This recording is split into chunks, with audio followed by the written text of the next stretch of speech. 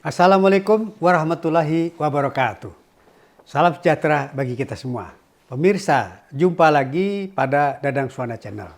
Pada kali ini kita akan bahas tentang pengelolaan keuangan negara. Jadi, pengelolaan keuangan negara itu latar belakangnya adalah keuangan negara itu merupakan salah satu instrumen penting dalam penyelenggaraan negara. Iya, tanpa uang nggak bisa ngapa-ngapain. Nah, pentingnya di situ.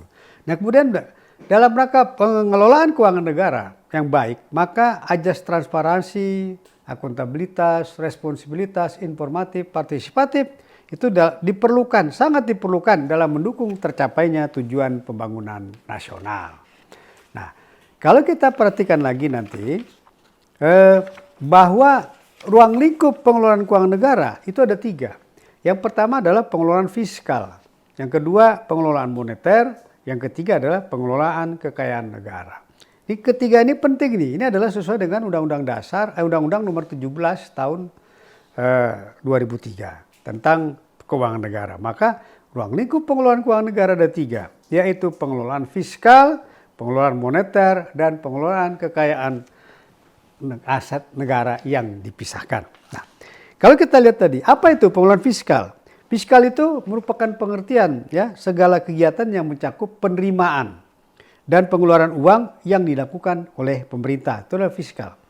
Kemudian pengelolaan moneter itu pemerintah selalu mengusahakan agar ada keseimbangan antara yang dinamis antara jumlah uang yang beredar dengan barang yang tersedia dan jasa yang tersedia. Ini meliputi fungsi perbankan sebetulnya. Nah, kemudian yang ketiga adalah pengelolaan kekayaan negara yang dipisahkan. Dalam hal ini adalah BUMN. Komponen keuangan negara yang pengelolaannya diserahkan kepada perusahaan yang seluruh atau sebagian modalnya sahamnya dimiliki oleh negara atau sering disebut juga dengan BUMN. Nah, atau BUMD. Kekayaan negara yang dipisahkan ini dikelola secara berbeda sehingga hubungan antara APBD itu hubungan langsung atau tidak langsung. Nanti kekayaan negara yang dipisahkan adalah kekayaan negara yang bersifat tidak langsung. Jadi, itu kekayaan negara dalam artian namanya BUMN. Nah, apakah BUMN akan bersumber tadi dilihat dari sumber dananya. Jadi, apakah suatu perusahaan itu merupakan BUMN? Ciri yang pertama di dalam perusahaan tersebut adalah Persero. Misalnya, PT Pertamina Persero, nah, itu adalah perusahaan BUMN. PT Telekomunikasi Persero, itu adalah BUMN, kalimatnya di situ. Nah, konsep yang kedua yang dinamakan dengan BUMN adalah seluruh modal awalnya itu merupakan dananya bersumber dari APBN. Jadi tidak bisa kalau misalnya nih perusahaan induk, perusahaan BUMN induk, misalkan PT Pertamina. Dia lalu membuat perusahaan. Jadi dimiliki saham dari perusahaan tersebut oleh PT Pertamina misalnya. Nah, itu di anaknya itu adalah bukan perusahaan, bukan badan usaha milik negara. Karena itu nanti pengelolaan keuangan yang ada di perusahaan tersebut bukan pengelolaan keuangan negara. Nah, kalau kita lihat lagi sub bidang pengelolaan fiskal itu terdiri dari APBN, dari APBD, lalu ada kepajakan, lalu ada kepabeanan. Ini adalah organ negara. Jadi begitu kita pengelolaan negara itu meliputi 3 aspek. Nah, siapa pengelolanya? Nah, pengelolanya adalah ini adalah kementerian lembaga.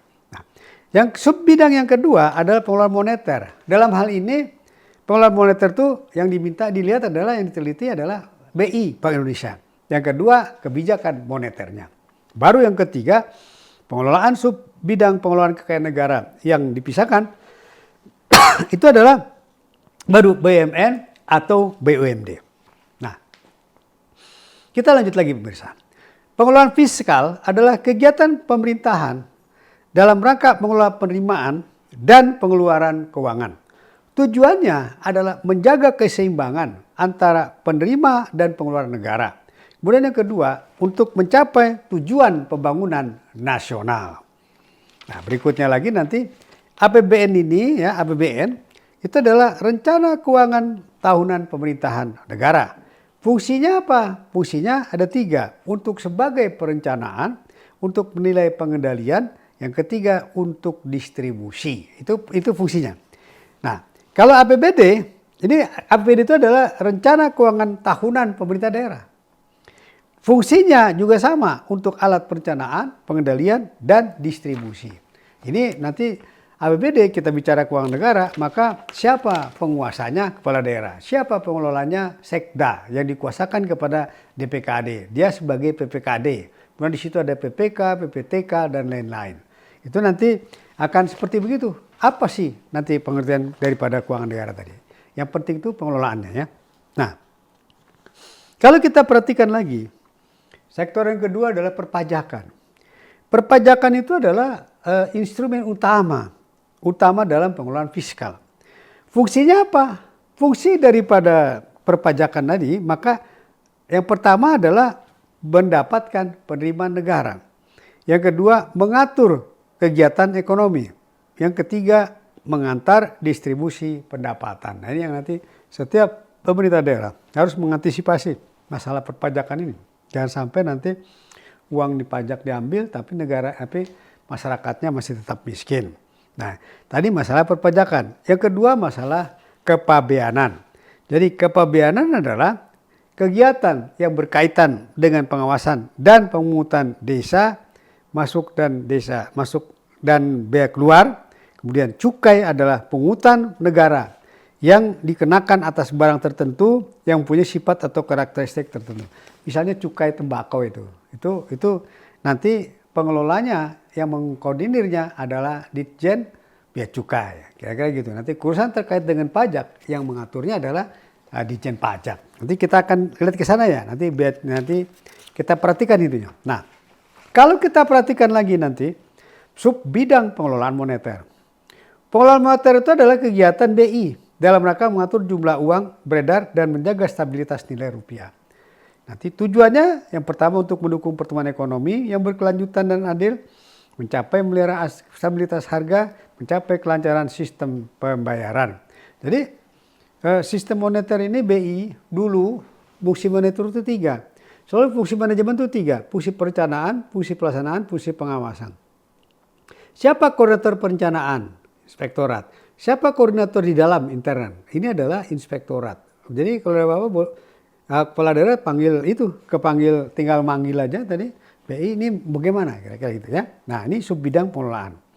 Nah, kalau kita lihat lagi nanti BI itu berfungsi untuk pertama itu mengatur dan menjaga kelancaran sistem pembayaran. Yang kedua, menjaga stabilitas nilai tukar rupiah, melaksanakan kebijakan moneter. Dan keempat adalah menjaga stabilitas sistem negara.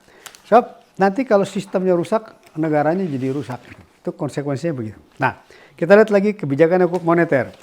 Kebijakan moneter adalah kebijakan yang dilakukan oleh BI untuk mengatur jumlah uang beredar dan menjaga stabilitas harga. Ini adalah kebijakan di BI.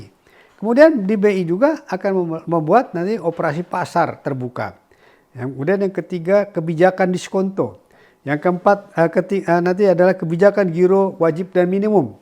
Yang kelima nanti kebijakan suku bunga deposito.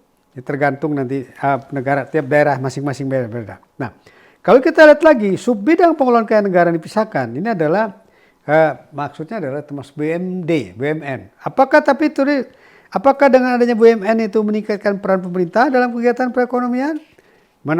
Meningkatkan efektivitas dan asuransi dan produktivitas. Nah, itu nggak tahu. Nah, yang ketiga tadi, maka kita akan masuk yang ketiga yaitu kekayaan daerah yang dipisahkan. Jadi di IPDN selama ada jangan di IPDN, misalkan badan usaha itu tadi apa aja sih yang dimaksud badan usaha? Ini transaksi antar perusahaan. Itu namanya transaksi perusahaan. Transaksi antar perusahaan itu namanya transaksi perusahaan. Kalau misalkan lalu tadi dari perusahaan negara, dia punya saham, lalu beli perusahaan anak, beli perusahaan cucu. Perusahaan anak, perusahaan cucu, itu adalah perusahaan swasta. Jadi kalau terjadi permasalahan di perusahaan tersebut, itu adalah urusan antar swasta, bukan negara. Apalagi dikaitkan dengan TPK, tidak pidana korupsi, itu bukan. Nah, badan usaha itu adalah seluruh modalnya dimiliki oleh negara. Ya. Tapi juga nanti dimiliki oleh negara, kemudian jatuh tempo dalam bentuk dividen. Mana uang saya? Dividen namanya. Pernyataan dari deposit dari toko, dari warung, koperasi bahwa dia masih punya, tapi ternyata udah nggak ada lagi tuh untuk tagihannya. Nah, yang berikutnya lagi yang sering jadi masalah di sini adalah masalah BUMN. Jadi BUMN itu adalah badan usaha yang seluruh atau sebagian dimiliki oleh negara. Jadi kriteria bahwa suatu perusahaan itu adalah BUMN adalah sahamnya, bukan jumlah saham. Kan ada yang menceritakan saham kami 50%, 40%, artinya menjadi saham dominan. Kalau gitu kami juga wajib dong bisa menentukan ABCD-nya. Tidak, ini sistem. Kalau dipaksakan akan rusak. Nah, contoh nanti BUMD macam-macam nih. Ada BUMD Banten macam-macam. Ya, ada Bank Kalsel, Bank Polsel. Ya, nanti pemirsa itu lihat dari YouTube di sini. Yang kita diskusikan kali ini. Baik, pemirsa, saya kira sampai juga pertemuan kita kali ini. Semoga apa yang kita diskusikan kali ini bermanfaat bagi pemirsa kemudian. Yang berikutnya adalah menambah nilai ibadah bagi kita semua. Terima kasih atas perhatian. Mohon maaf atas kekurangan. Saya akhiri. Assalamualaikum warahmatullahi wabarakatuh.